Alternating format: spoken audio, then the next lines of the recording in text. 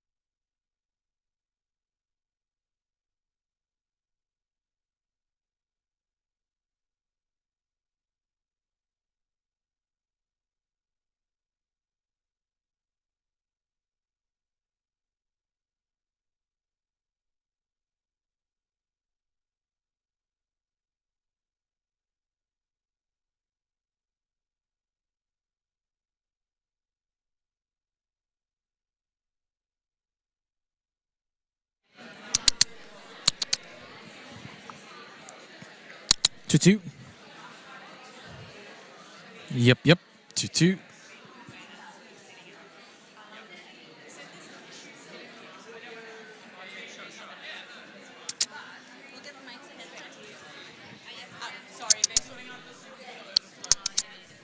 Check. 1 2 2 2.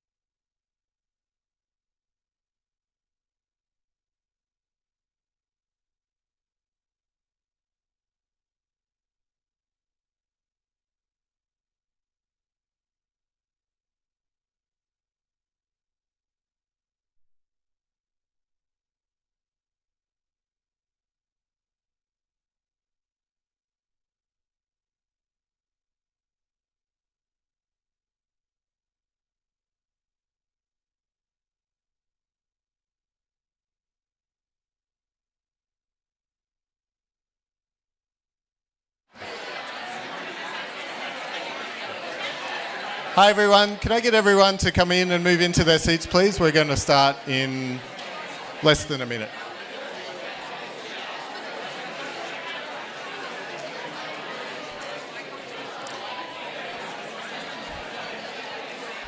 Yeah, please fill up all the seats. Please move to the other side of the room. Fill up the top.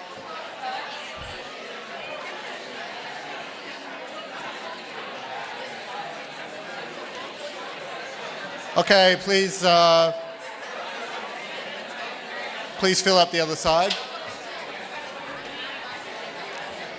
There's plenty of seats up the top.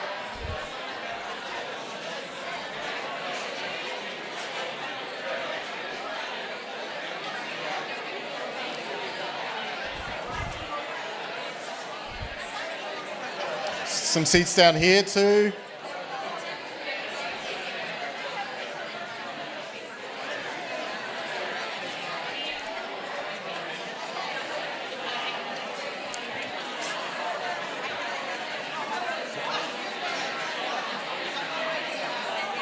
Please move to the seats on the side of the theatre and up the stairs.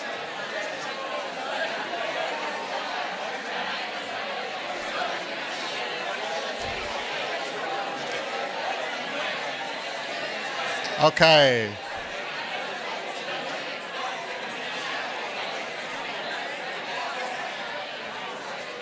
Okay, the doors have been shut.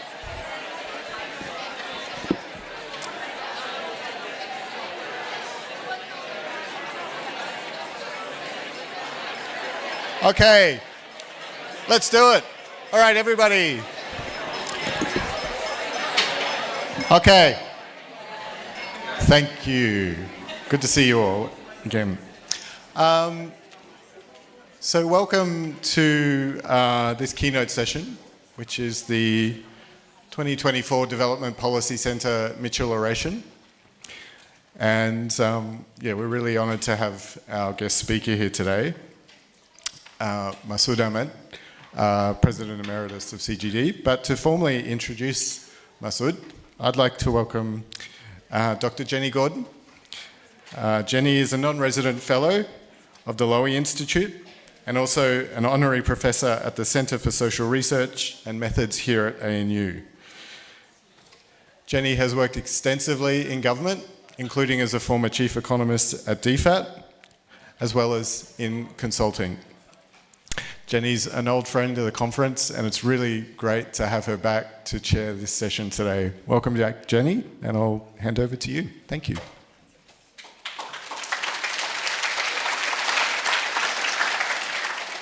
Thank you. It's a real pleasure today to be able to do an introduction to the Mitchell Oration. And just to start, I'd just like to acknowledge the Ngunnawal and Ngambri people who are the traditional custodians of this land on which we meet, and pay my respect to their elders past and present.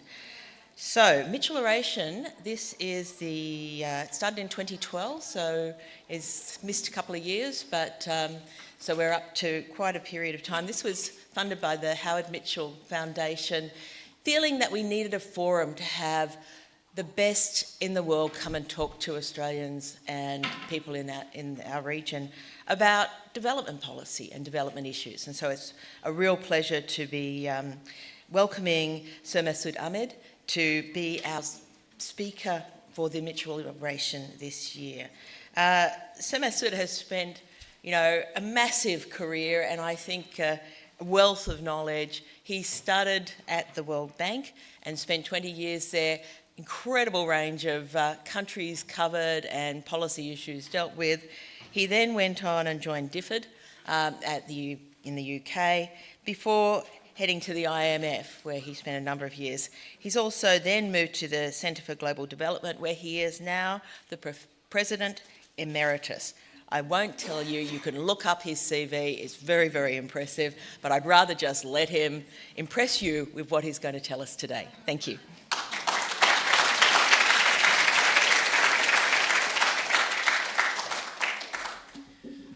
Thank you very much, Jenny, for that kind introduction.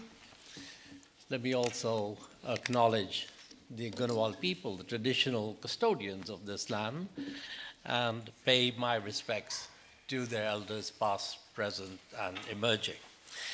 Let me also thank Stephen Howell and ANU for hosting this conference and for inviting me back to it. This is actually, I think, my second time in person, third time including one virtual iteration during COVID. This is your 10th anniversary, so congratulations for that. I've called my presentation Development Cooperation in a Contested World. When we think of contested world, we think, at least the first thing that comes to my mind is the rivalry between great powers and what that might mean for development between the US and its allies on the one hand, and China and the most developing countries stuck in the middle, not wanting to take sides. And that does have an impact, and I'll come to that. But my thesis, what I want to share with you today, is that I think that this rivalry is only one of the ways in which the model of development cooperation that we currently have in place is being challenged. There are a number of other ways in which the way we think about development cooperation is fraying at the edges. When I look back at the time I've worked on development, I feel this is a tipping point where there is a change of paradigm. And last time we went through a period like this was, I would say, around the turn of the century, a little before the turn of the century. And at that time, you remember, some of you weren't around at that time, but for those of you who were, you'll remember that the Soviet Union had collapsed, the Berlin Wall had fallen. We thought that this was the end of history. Do you remember there was a book that Francis Fukuyama wrote called The End of History? Now, essentially, the world had arrived at a way in which we were all going to be within one unipolar, one way of organizing our societies, our economies, and in that world, people were feeling a little generous. You know, the West having just won the Cold War felt a little generous. There was a bit of a peace dividend. And at that moment, eradicating global poverty, extreme poverty, and promoting development became the next big global project. It captured the imagination, not only of politicians, but also of young people everywhere. Rock stars. If you remember again, these are names from the past, but Bono and Bob Geldof, you know, were out there doing concerts for ending poverty now. And the technicians of development, people like us, said, well, maybe with a little more confidence than we should have. We said, well, and not only is this a great goal, we know how to do it. We've actually got the technology that'll work.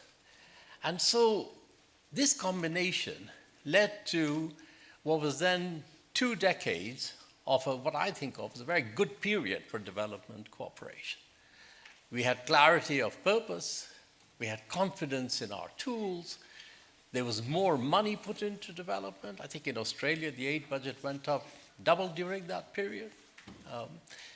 I went to work for DFID at that time, and what struck me was how every government department in the UK was justifying its budget request by showing how it was going to contribute to the Millennium Development Goals. Whether you worked in trade, or you worked in defense, or you worked in treasury, you know, the MDGs became sort of like a whole of government, something to contribute to. And of course, during that period, I think the development cooperation did well because development progress did well. So nothing succeeds like success. And that 25-year period was really an unprecedented period in terms of the improvements in living standards across countries, poverty, people living in absolute poverty between 1990, 2015, went down from 4 in 10 to 1 in 10. Number of children that died before reaching the age of 5 halved. Life expectancy, which had gone up by 4 years in the previous generation, went up by 12. HIV, which was a scourge of the 1990s and the beginning of the century, is largely brought under control. Polio was mostly eradicated. So you began to see progress. And that, of course, meant that the model of supporting this progress, because remember, most of the gains came from what was happening in the countries themselves. They were the drivers of that progress. And those of us who were helping from the outside were only helping at the margin, but it made that endeavor appear successful as well. So everything going well until about 2015, mid-2010s, I say. Then things begin to run into rocky waters. First of all, that progress that you saw begins to stall. Poverty reduction is coming down very fast, starts to taper off. Incomes that had been growing in developing countries slow down. Long-term growth projections in terms of what you thought was going to happen begin to get marked down. So if you look at 28 long-term growth projections for countries, then look at the same projections made in 2010, 2012, 2014, each time they mark them down a bit. So prospects begin to look less attractive. Debt starts to build up. And then we discover that while we had a reasonably good handle on how to support countries during the previous 25 years, and particularly low-income countries, poverty begins to get concentrated more and more in fragile states and in conflict areas. So like today, half of the people who live in extreme poverty live in conflict and fragile states. By 2030, it'll be 60%. And there, we don't really have such a good handle on how to support and bring about lasting improvements in welfare in those fragile states, for people who live in those fragile states. We can provide short-term help and help address some of the issues, but we don't have really the same confidence in terms of how to support sustainable development in conditions of fragility. So this model of improvement starts to run into trouble. And then you remember there was the great financial crisis. And that not only had an impact immediately in terms of an economic impact, but it also got people to start questioning the underlying economic model that had been in place in the Western countries. And people started saying, well, maybe many developing countries started saying, well, are we sure this is the right model? Are you as confident that we've got the basics right? Because look at where it's leading you. And other things started to happen which made them question the model. So I would say by 2015, the results that were driving this sense of development cooperation is good and delivering began to get a little frayed. I want to pick on a few. The first one is that other global issues began to move center stage. They'd always been there, but they hadn't been quite as central in the policy-making, political, and public mindset. First, of course, we all got hit by COVID. Very clearly brought home how vulnerable we were to pandemics, and also how interconnected we were across the world. And until that time, if you talk to epidemiologists or people who work in global health, they were like, well, this is no surprise. We've been saying for a long time, look at this paper we produced 10 years ago that said we're going to have a pandemic and we need to do better to prepare for it. And nobody listened to us. And it's true. So, but then we had to listen because it came and hit us right then. And people started focusing on the pandemic. And of course, the way we responded to the pandemic created some other problems in terms of trust. I'll come back to them. But the first was pandemics. Second big issue, of course, climate change has been there for a long, long time.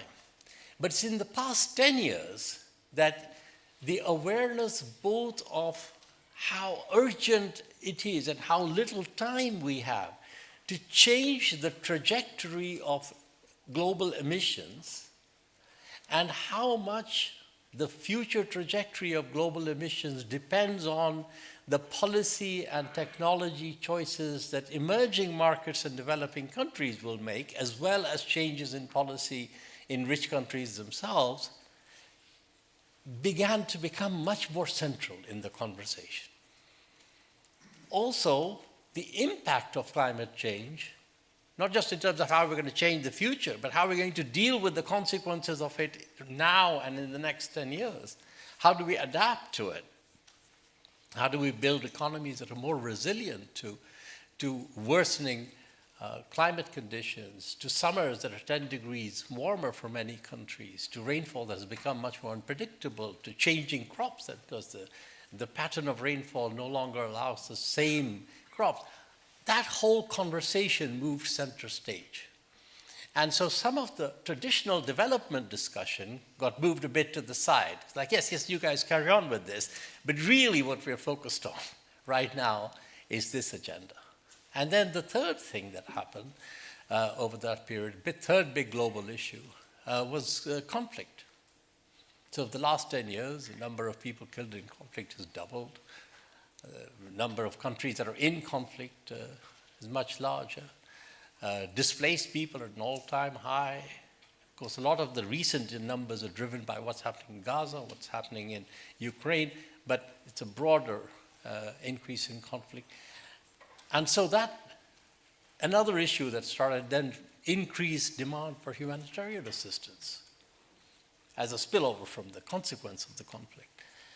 And so the policy conversation, which was primarily about let's deal with development and global poverty, sort of say, yeah, okay, but let's also deal with climate change, pandemics, conflict, humanitarian assistance. So that was the second thing that happened. Then the third thing, big challenge that started, is that the politics in rich countries changed and became less favorable to development cooperation in many cases.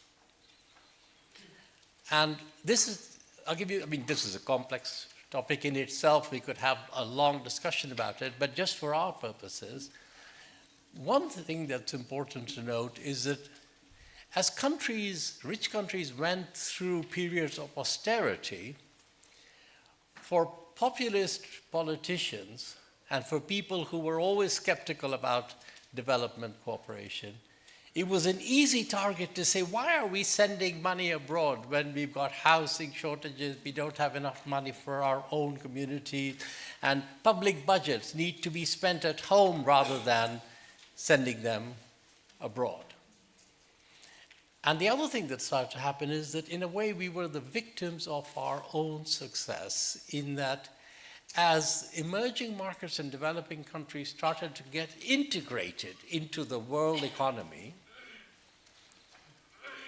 they started to look a lot more like competitors rather than countries who were going to assist. So I live in Washington, I live in the US, so when Mexico starts developing a huge automobile production industry, from a development point of view, we look at it and say, well, it's great. This is exactly the notion of how you move up the value-added ladder. You start producing now cars, and then you'll start producing other things. But if you're living in the US, in a town where they used to produce cars, and now they don't, then you don't think of this as, I'm not so sure it's such a great thing.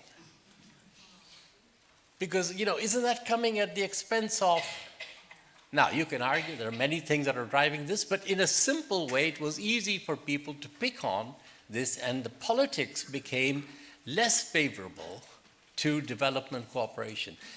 Part of this was sort of rejection of globalization and the consequences of globalization in rich countries, communities feeling they were left behind.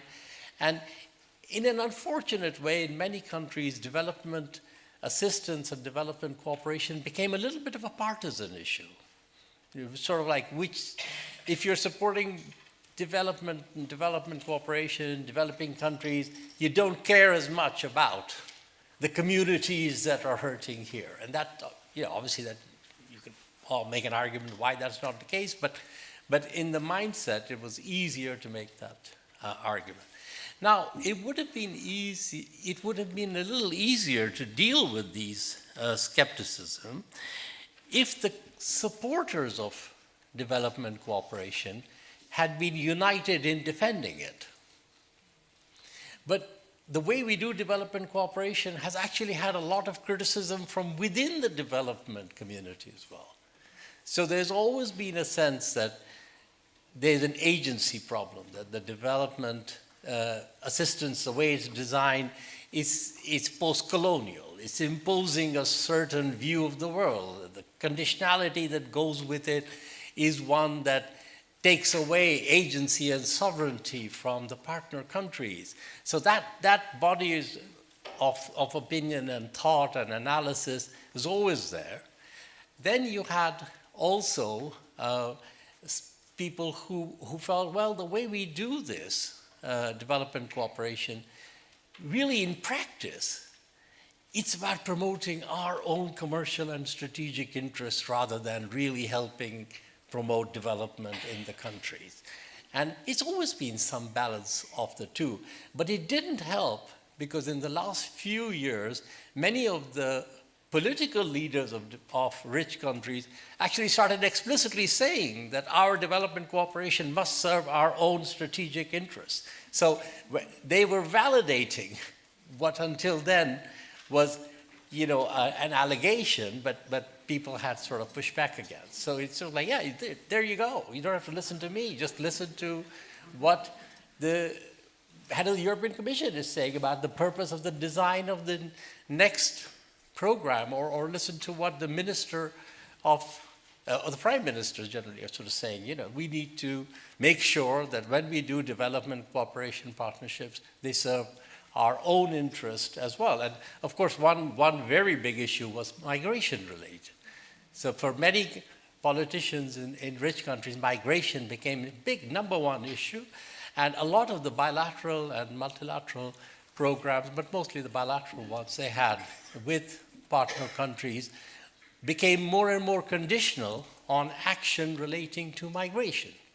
So that was another source. So you found the development cooperation community being attacked from both sides, but without the political support to push back.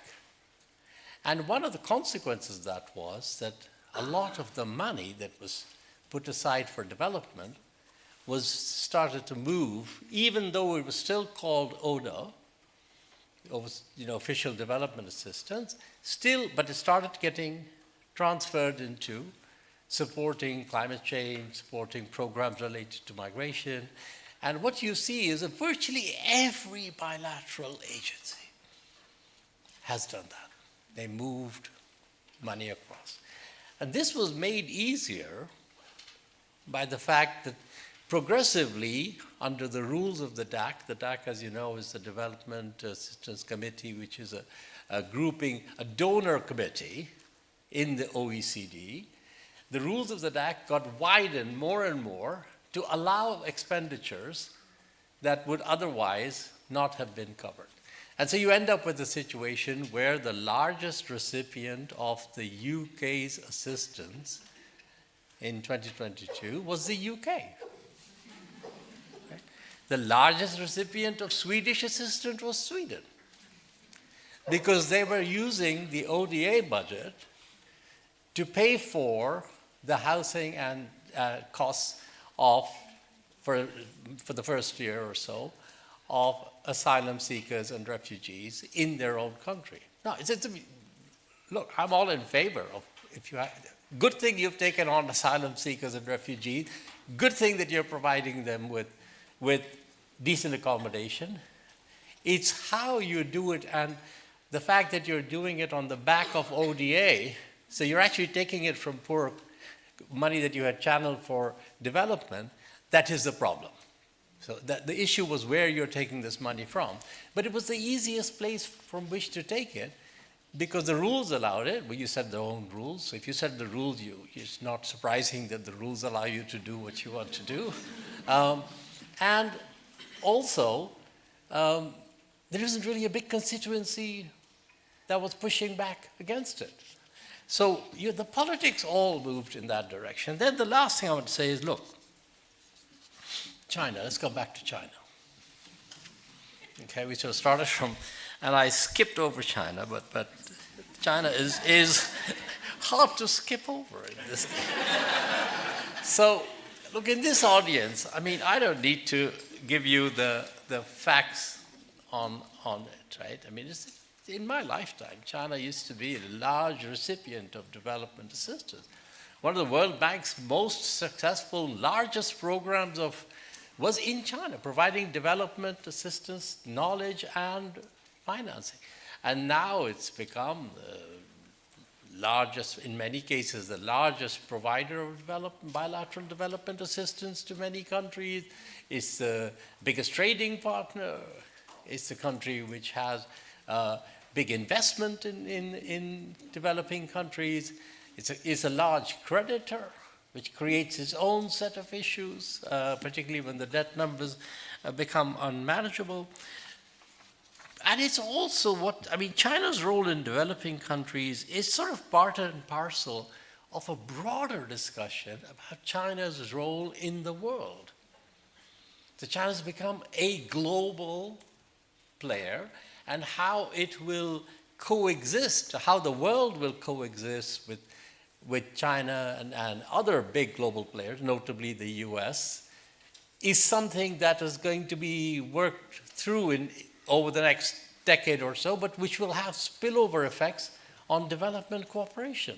And I already see, for example, I think there are already at least 4 ways in which you can see the consequences of this on the development cooperation agenda. The first is that the where and how you target your assistance, bilateral assistance, is now more driven for countries of the West, is more driven by sort of how does this relate to competing with China rather than going to where necessarily the need is.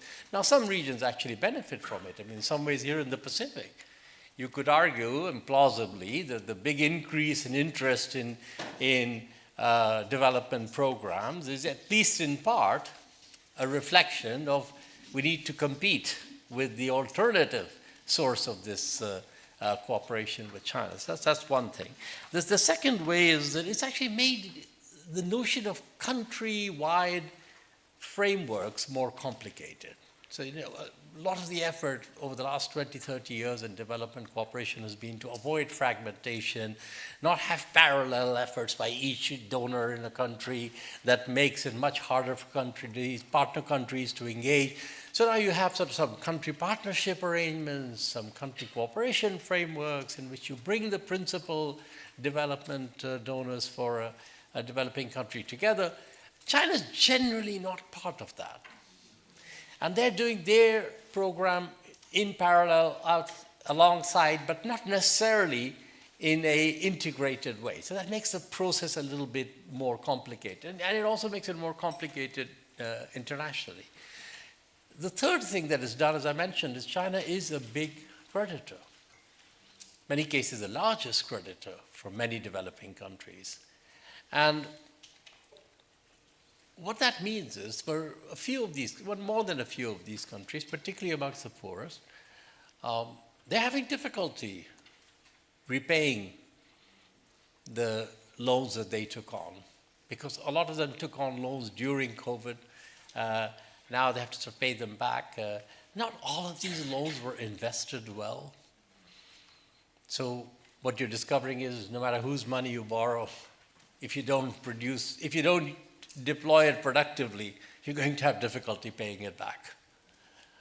So you have all of these loans and you have to resolve this issue, but it's harder to resolve because there's a traditional framework of the Paris Club that the OECD donors used to use, funders, creditors used for dealing with debt restructuring, but China and the other non-OECD, non-Paris Club creditors now need to be brought into that framework so that they can work together. And that's obviously a bit more complicated because they don't have the same history of working together for 30, 40 years on doing debt restructurings that have happened. This is not the first time we're going through debt restructuring. But for them and working in together, it makes it more complicated. And the last thing that China's presence does is that it makes the reform of governance of multilateral institutions like the World Bank, like the regional banks, like the IMF, much more difficult to achieve because in most of these organizations, China's share of their ownership, and they're all measured in different ways, but their shareholding, if you like, is smaller than it should be by applying any formula that is agreed and has been used to determine relative shares. So China's share, for example, in the World Bank is about 6% or so, and it should be 12 by calculation of some formula. But it's very hard in today's world to get agreement on reforming and updating the governance and shareholding of these organizations and raising the share of China and getting that through the United States Congress, for example, right?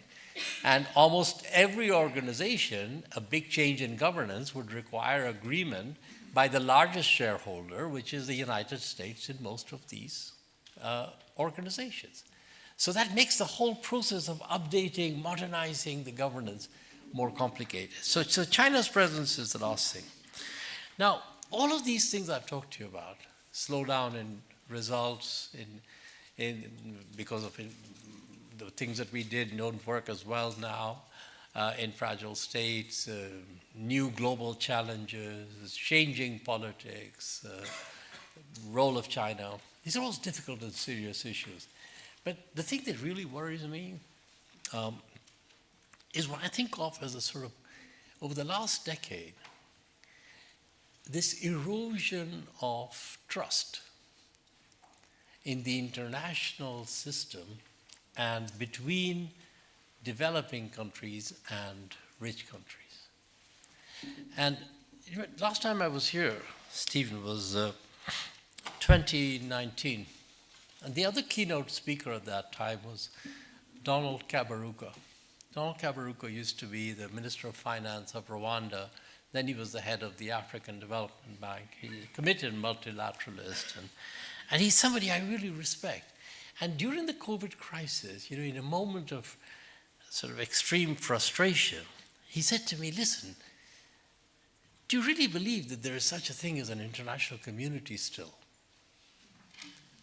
And it kind of stayed with me because that is coming from somebody who spent a lot of his life working in trying to promote international cooperation.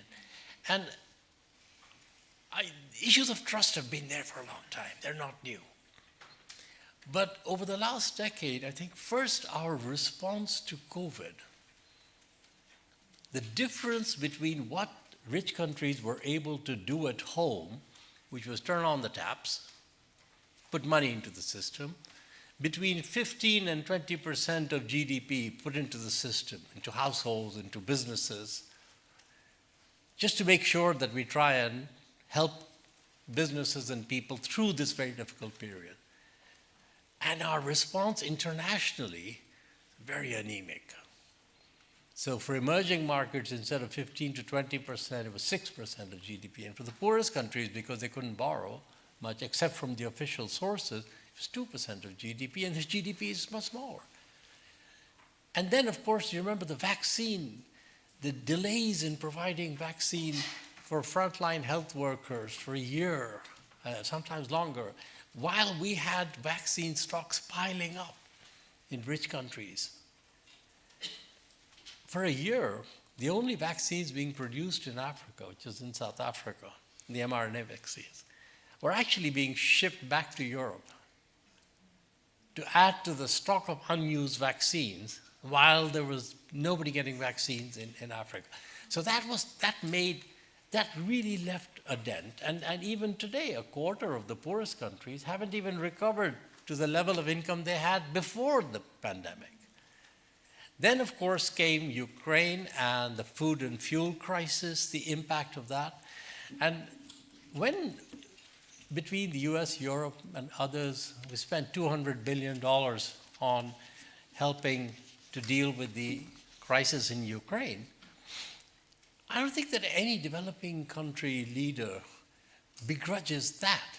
But what they ask is that when there was tens of billions of dollars that were needed to deal with the humanitarian crisis in Sudan or in the Sahel or in Afghanistan, there were binding fiscal constraints that you said you couldn't cross. It was not possible to do it because you had no capacity to provide the money. But now it seems that your binding fiscal constraints aren't quite as binding. So for them, the issue is that where there is a will, you find a way. So when you don't find a way, maybe it's because you don't have the will. And the issue for them was, that it kind of said, well, maybe there's double standards here. And the double standards also showed up in the disconnect between rhetoric and action. So I'll give you one very simple example. I find it quite interesting that the same countries that were basically really pushing the multilateral development banks to stop any lending for natural gas in Africa or in other developing countries, because it was a fossil fuel that was going to be dirty, didn't have any qualms about expanding the use of natural gas in their own economies during that period, particularly also in response to trying to reduce the reliance on Russian gas in Europe. And the same natural gas, depending on which context you were talking, was either a dirty fuel or a clean fuel.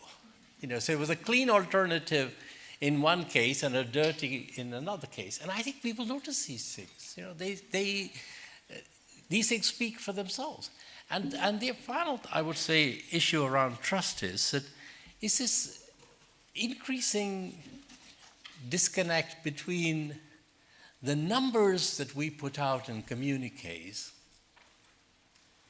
and the reality of what we are able to subsequently deliver in terms of financial support, in terms of other actions that we're willing to take. And right now, we're actually going through a period where most rich countries are imposing more and more trade barriers, more and more constraints on the functioning of the international system, while at the same time encouraging countries to aim for very ambitious numbers. And if you will remember, last week we were in Baku, and there was supposed to be the finance COP. A lot of people showed up. I think in the end, the number that was agreed, a number that came out was 300 billion. Even today, it's not very clear as to what exactly is in that 300 billion, because depending on who you talk to, some things are either in or maybe in or not in. Is it in real number or is it a nominal number? These are all issues to be sorted out. And the number that actually everybody agreed is needed is 1.3 trillion.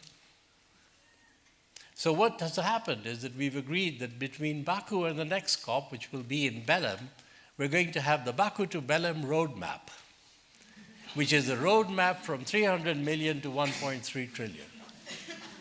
Now, maybe you've got a better idea of how this roadmap will be anything but an exercise in drafting, but I think that kind of thing has really created not just an erosion of trust, but a degree of anger And why is it important to deal with it? Well, I mean, obviously there's an obvious moral issue, but there's also an issue that a lot of the problems that we need to solve can only be solved with the cooperation of emerging markets in developing countries. And that's what, so I want to say, look, this is all a fairly grim picture that I'm painting, so things that look, and it is going to be a difficult period, but there are things that we can do. And what's encouraging for me is that there are many people who are saying the sorts of things I've just said and who are focusing on what can you do to now move forward. And in that spirit, let me just end by sharing a few thoughts. The first thing I would say is that we really have to just start off by recognizing the world is different. It's going to remain this way for the next decade. This is not a passing phase of a year or two. For the next 10 years, in my view, we're going to be operating in a context where there will be many challenges. And so we have to adapt the framework of thinking about development cooperation to respond to these challenges. And to do that, I would say the first thing really is to focus on this issue of trust. Because without the trust, you can't make progress on anything else. And if you want to focus on the issue of trust, to me, the watchwords are a little more honesty and a little more realism in the dialogue. I would really hope we can replace aspirational numbers in communiques with numbers that we believe can be delivered and with which we have confidence that these are actually real numbers. In fact, is it really completely unreasonable to ask that every communique from a G20 or similar gathering should start with a listing of the recommendations that were made in the last communique and then what's happened on each of them and an explanation of the shortfall? I mean, if you sit in a meeting of an audit committee or finance committee anywhere in any private or public sector organization, that's how all the meetings start. It's like, what was the recommendations from the last meeting? Where do we start? But communiques basically ignore the past. Let's start afresh and come up with an even more eloquent statement about how we're all going to progress together. And I would also say that if something isn't going to fly because you don't think politically it's feasible in the rich countries or you don't think it's technically sensible, kill it. Don't let it linger for a year or two, because it's hard to say this is a bad idea. If it's a bad idea, you don't think you can't do it, it's because people actually would prefer to have an honest conversation than to have people just sort of go along without any real intention of following up. And final thing I would say to build trust, just recognize we live in a multipolar world now, right? There are many actors with whom any developing country has to engage.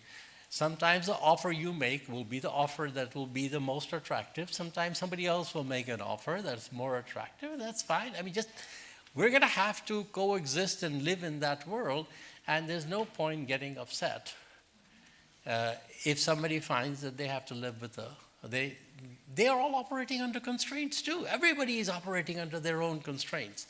It's not, and we have to be, I think, a little more realistic. Second question, I would say, second area which worth pursuing is we have to rebalance a little bit this thinking of multilateralism and bilateralism. I grew up in the multilateral world, right? From all my work I've done, with the exception of time in DFID, and even in DFID, I was responsible for the DFID's relationship with the multilateral system. So I'm inherently in favor of multilateralism as a way of solving our collective problems. But I have to recognize that the combination of domestic politics and geopolitics means that multilateralism is no longer the default option that we go to. It used to be multilateralism wherever you can, right? If you want to do it bilaterally, you have to explain to me why bilateralism is a good idea. Now I think it might well be multilateralism where you have to. So it'll be a more pragmatic approach to multilateralism. Other times it might be coalitions of small groups But the global frameworks may not be quite as prevalent as they have been. And in some cases, they have to be multilateral. You can't solve the climate change problem by taking a few countries and solving it for them. You really have to deal with this globally. It's by definition a global problem. But there are other things where you don't need to. And then I would say development providers also need to regain credibility in their own domestic backyards. And I will look, here's something that I've been pushing, and colleagues, others have the same, but I understand why there's resistance to it, which is that I think that our framework for thinking about ODA has sort of run its course. It doesn't have much credibility, ODA today. When the ODA numbers come out, and as I said, the largest number is going from the UK is going to the UK, nobody takes that number as meaningful anymore. And I think we have to really revisit and make the case from first principles why we think it's a good idea to spend public money abroad. And I think we can make a very strong case. I don't think we should underestimate the case on solidarity and moral ground. Even in Australia, I think there's somebody here in the development center, Terence Wood, I think, has done some work showing that 50% of Australians believe that the government is either providing the right amount or not enough assistance to other countries. So I think this is an untapped thing. We shouldn't just assume there is no market for it. Secondly, I think we need to make a case which is based on self-interest. And some of self-interest is self-evident. It's very easy to make. Things like climate change, pandemic preparedness. You can't solve it unless you solve it globally. The best way to deal with the problem for it might be to do it abroad. But I also believe that we have to make a case where it's not implausible to think that in 30 years or in 50 years, we could have a small number of the world's population, say a quarter of the world, living in prosperity and peace and harmony, if the remainder is not also living in a degree of peace and prosperity. I think this notion that in an interconnected world you can somehow, you can do it for a short period, but the notion that you can do it for your children, I think it's just a misguided notion of isolationism that we have to make the case for. But I think the point I'm making is that we have to make that case. And some people are uneasy about it. They say, well, you make this case, you might even end up with a worse situation than we're in. So, and that really brings me to my last point, which is, if you work in the development community, and most of us here are in that community, and you look at all the context within which we're operating, and you see the risks, and you see the challenges, you say, well, I've got so many interesting things I need to work on within my own lane. I'm just going to hunker down and do good work. I'm going to do high-quality development support, and that's what we can most productively do in this period. And these things are happening, they'll happen, but, time changes, and we're best deployed just doing good work. There's another view that I'm more and more aligned to, which is that I don't think we can afford to ignore the big questions. The big decisions about how to engage, how to make sure you get value for money, how to get the trade-offs better managed between dealing with development and dealing with other public policy challenges. I totally agree that those are relevant, perfectly legitimate public policy objectives that societies have, whether it's to deal with climate, deal with migration. I mean, they may not be what I see as the highest priority, but I recognize their legitimacy. I think the way is for us to engage with that. And we have this box of development, and for 25, 30 years, we've sort of been allowed to work within our box and given a degree of autonomy to do it. But that autonomy is disappearing increasingly. Foreign ministries are increasingly involved in the allocation of development assistance. And there's lots of other parts of governments that are now more and more involved in the development portfolio, what's being done, how it's being done.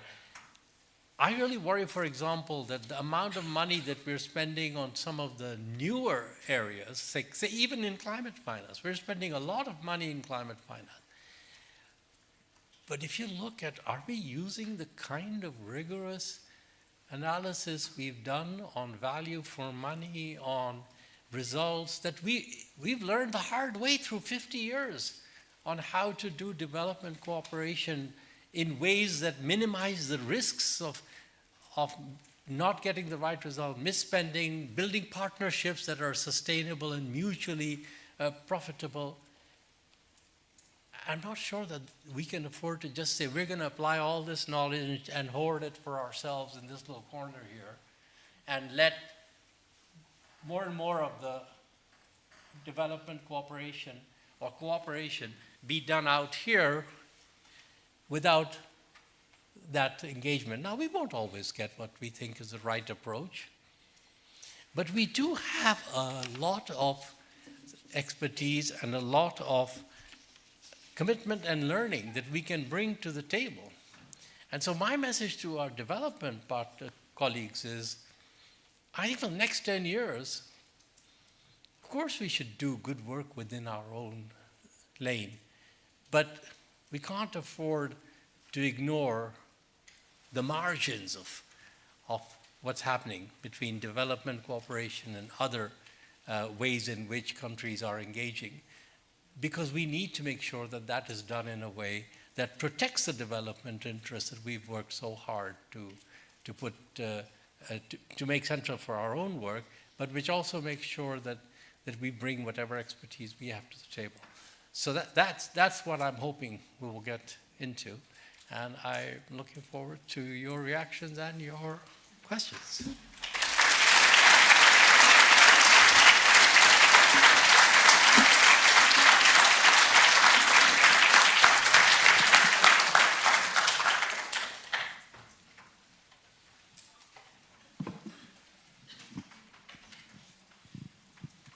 I think that's on. Yes, it is. What a masterful sort of analysis of where we've been, how we've got where we are now, and some interesting and I think really insightful ideas of some guidelines for the way forward. So I'm going to take the prerogative to ask the first question, and I've just been told we can actually go 15 minutes for questions if people don't mind eating a little into your lunchtime, and I think you'll all agree with me it'll be worthwhile.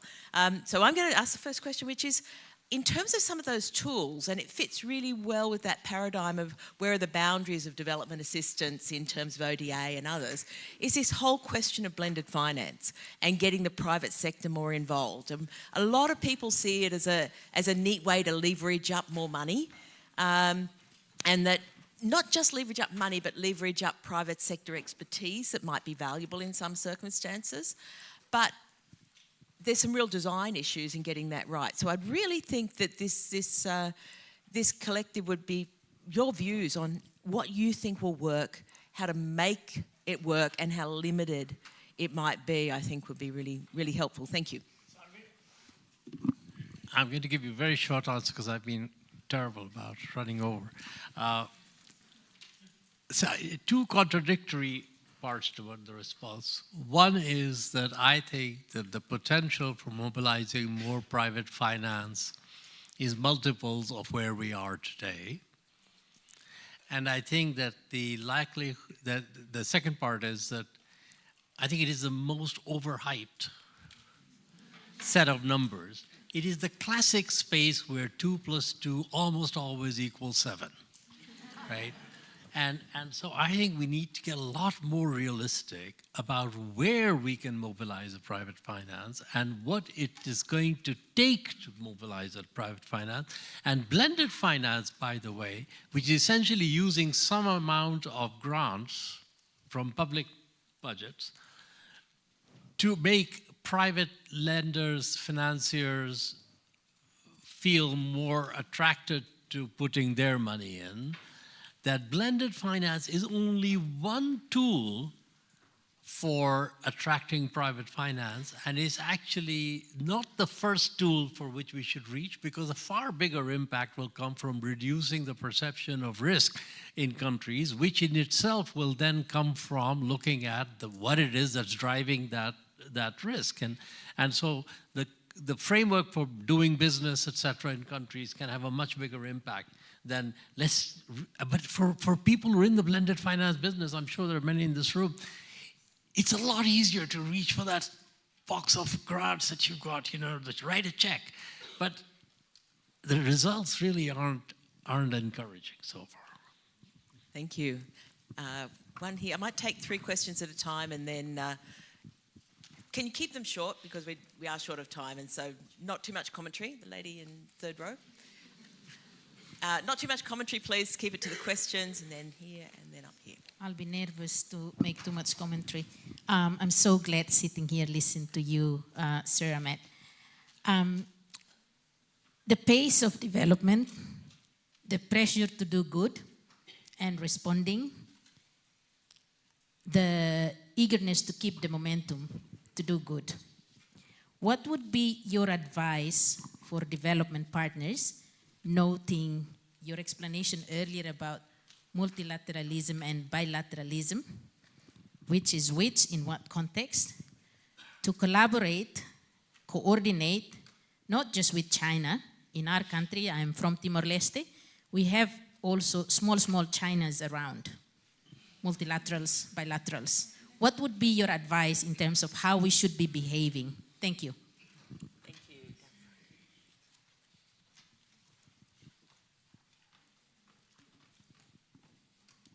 Thank you. I have a somewhat related question. I just wanted to ask your opinion.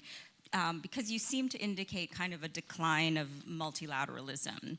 Do you think the current system of multilateralism is likely to reform, or that an alternative system of multilateralism is likely to emerge, maybe driven by the non-OECD or the non-traditional multilaterals? Thank you so much. So I have a question. So kind of asking an advice from you. So as a young leader, what would be the advice that you could offer to the young leaders in this uncertainty and to be well adapted with many change in this generation? Thank you so much. Great set of questions. Okay, shall we?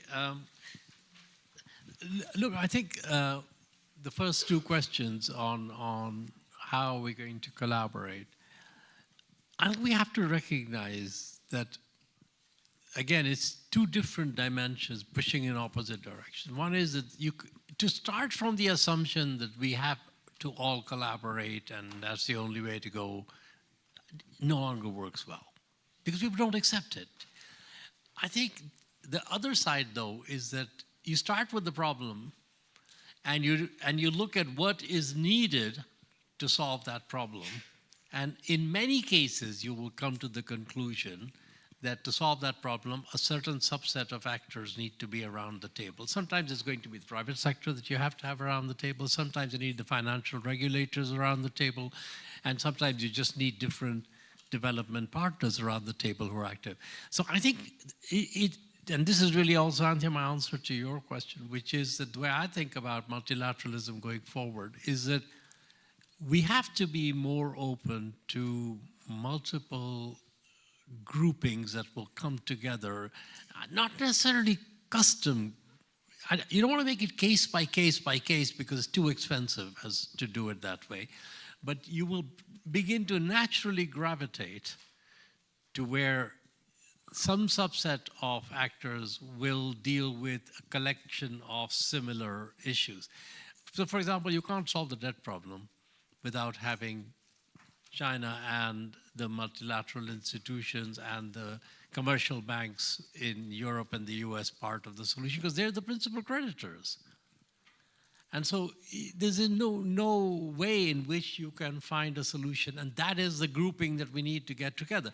It doesn't require everybody else to be sitting at the table. And one of the things that I think we have to walk away from is this assumption that everybody has to be involved in everything. And that's a recipe for not making progress on most things, because if you need consensus from everyone, even those who have a small stake or no stake in it, it makes it much harder to move ahead.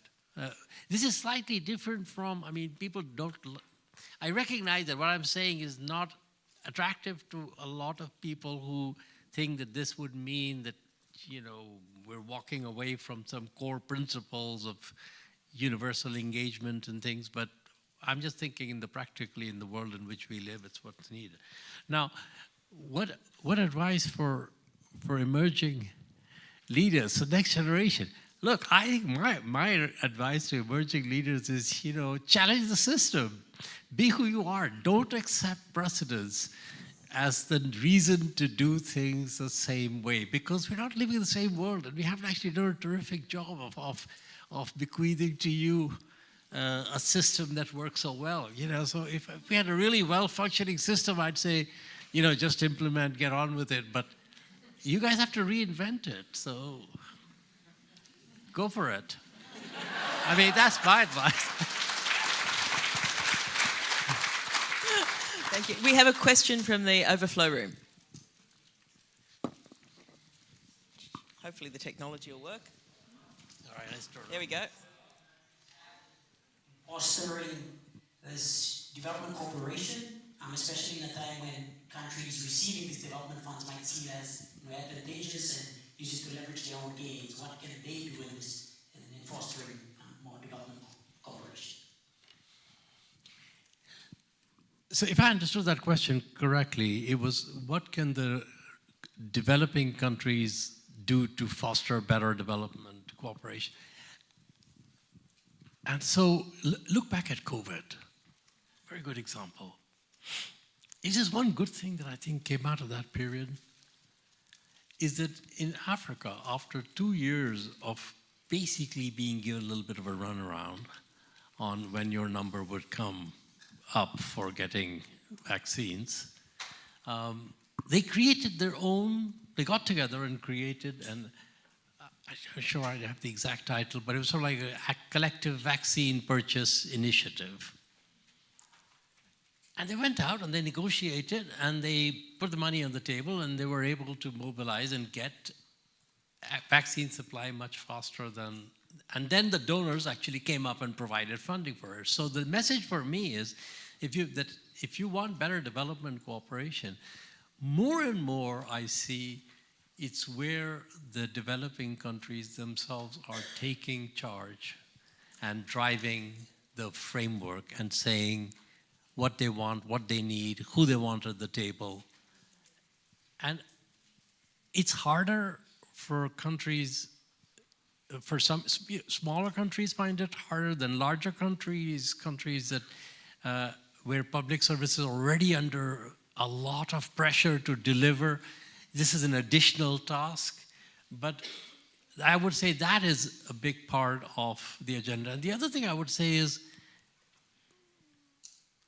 it's a little bit of a mindset issue also, which is, I think we have to start from the conversation of what it is that we can do. For example, you asked about blended finance. I think there's going to be a lot more private money coming in through actions that are taken in developing countries than through actions that are taken by MDBs. But 90% of the conversation is about why the MDBs aren't doing more to mobilize private finance. Right? I mean, MDBs could do a terrific job in mobilizing private finance, but where it goes in the end is going to be driven largely by policy and institutional reforms within developing countries themselves. So my message really is that I think a lot of domestic policy action has much bigger payoff. Thank you. I think we've got the cut-off sign, but I think that has been the most amazing coverage. You've given us so much to think about, and some good guidance on go break things to the young people, which I think is wonderful. So will you all join me in thanking Sir Masood?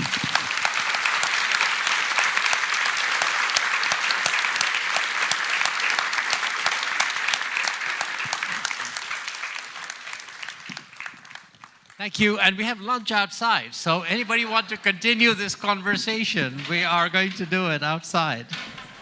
If I could ask people to keep to time this afternoon, because we really want to start the 3-map on time. People have planes to catch, so we want to do the 3-map and close on time if we can, so people can get to their flights. But thank you.